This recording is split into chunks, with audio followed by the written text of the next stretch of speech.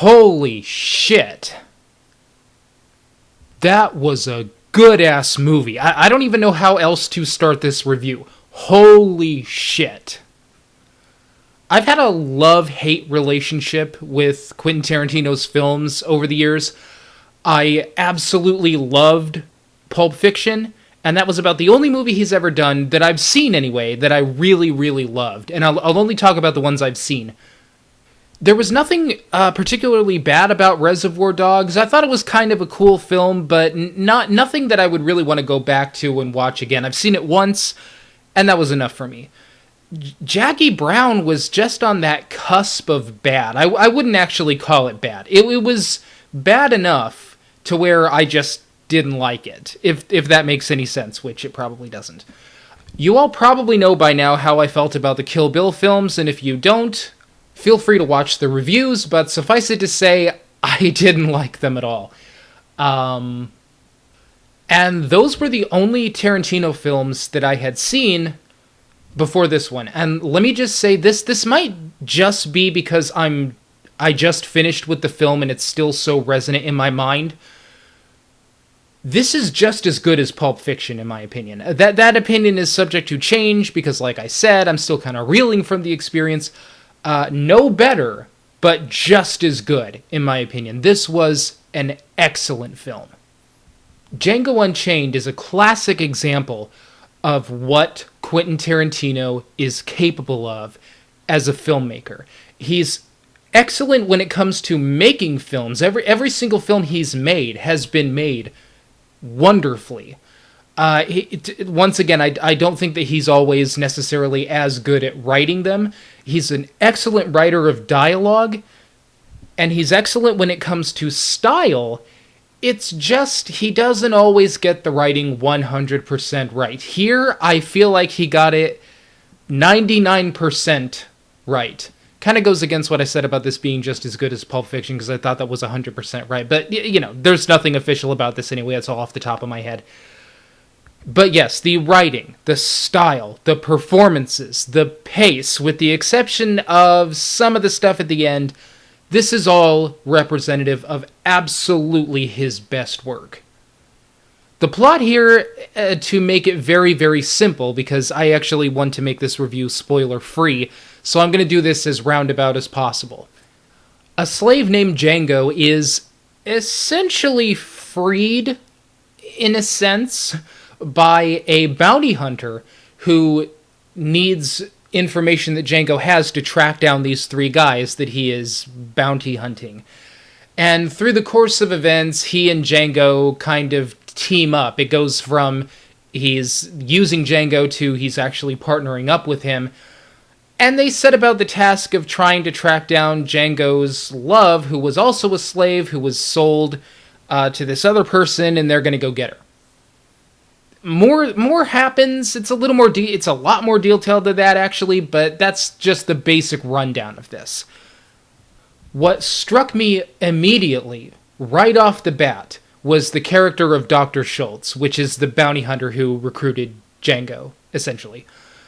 That character just hit it out of the park.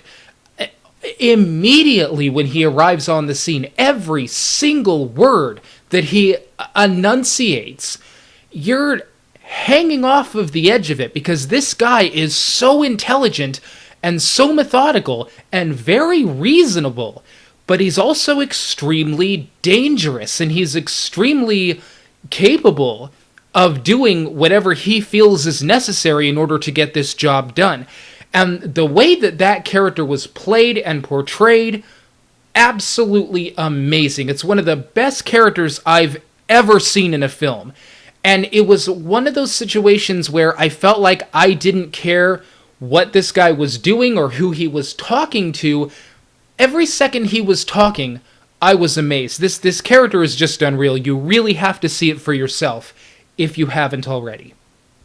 Now, that character is amazing just on his own, but when he partners up with Django, things just get phenomenal when it comes to character chemistry. These two are so well suited to each other, and it's so interesting because they're so different in some respects, but the same in others. They both have kind of a jaded past of sorts, which gives them something that they have in common.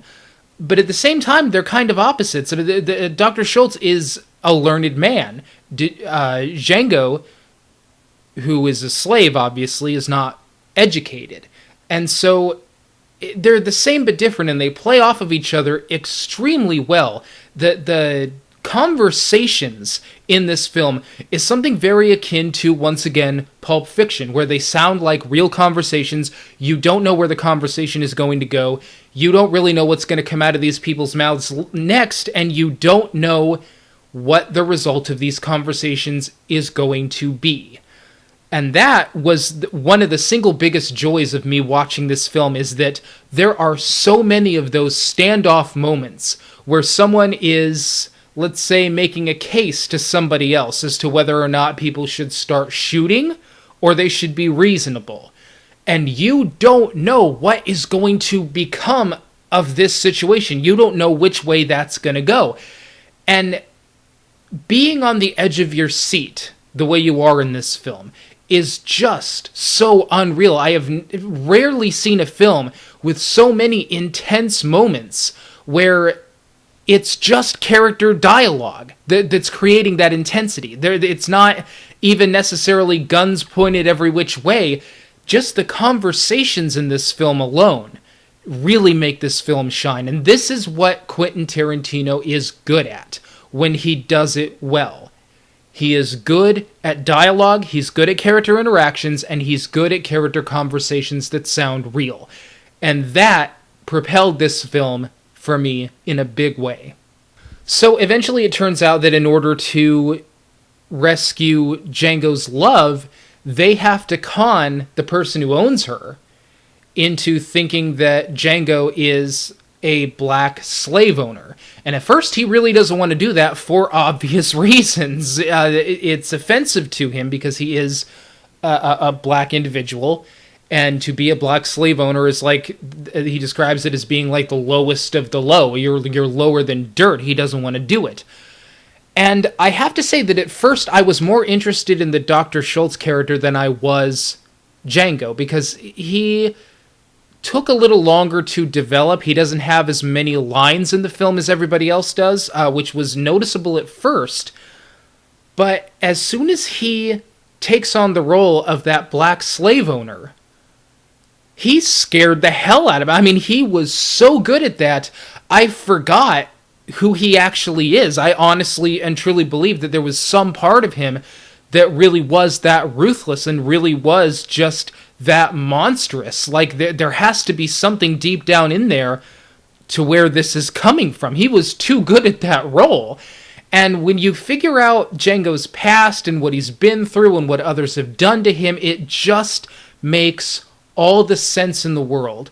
And that character kind of started at the bottom for me and really just rose to the top as the film went along.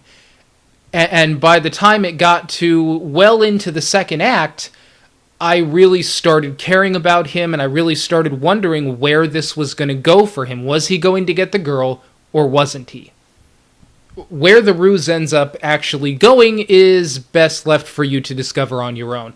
What I will say is that this is one of those situations that I like anyway, is these people incognito having to keep up this charade and wondering when the curtain is going to be lifted off of it, or if it's going to be lifted off of it.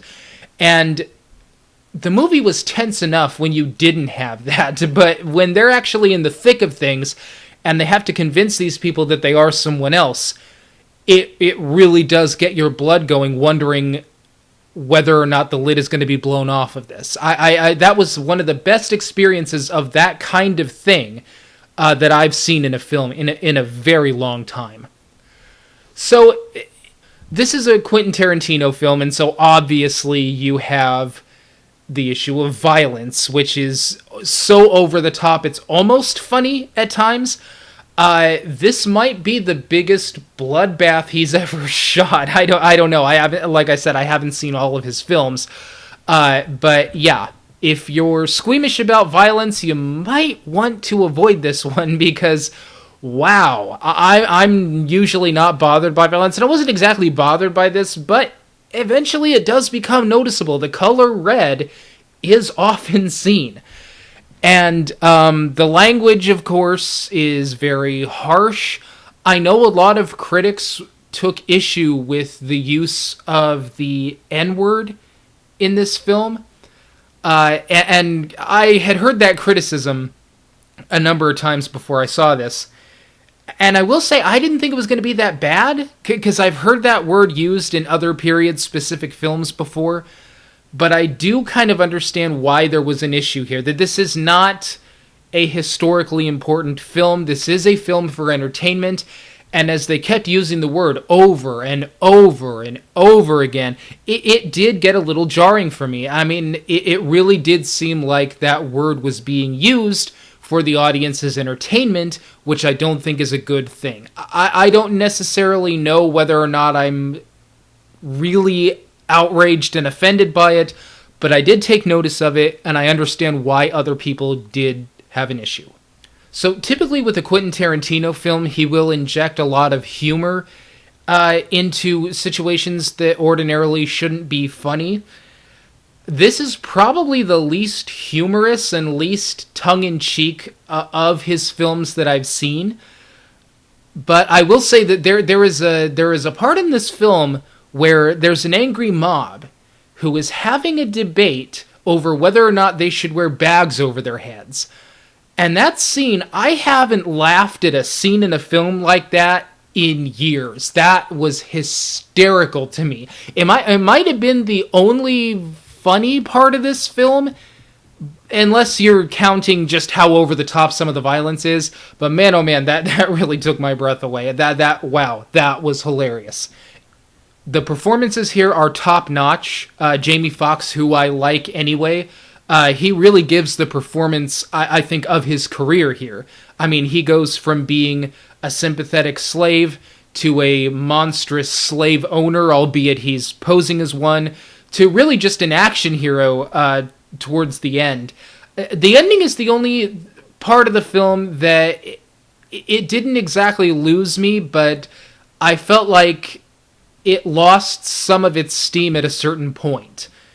And I definitely think that it ended on a weaker note than it started, but we're still talking about a world-class film here for what it is. If you like action adventure films that are just for fun and just for entertainment, this is an entertainment film of the highest caliber. I haven't enjoyed a film this much in a very, very long time. So if you haven't seen it and you have the means, and if you are of age and you are into this sort of thing, I say go check it out. Because really, I mean, this is on par with Quentin Tarantino's best works. I know I've only praised Pulp Fiction, but if you liked his films other than Pulp Fiction, I can't imagine you not liking this film. I loved this movie. So there you have it. That's what I thought. Leave a comment below. How do you think this film rates among Tarantino's other works? I know there are many more fans of Kill Bill out there than there are people like me. I know a lot of people loved those films. Did you think it was better or worse? Or just in comparison to any of his films, even the ones that I haven't seen, which I really need to get around to? Also, what did you guys think of the use of that word? Were you like me, and was it kind of jarring for you? Or was it really not that big a deal since it was in that period anyway? Leave a comment below and let me know. And in the meantime, once again, yes, if you haven't seen it, I recommend it. And if you have seen Django Unchained, see it again. It's phenomenal.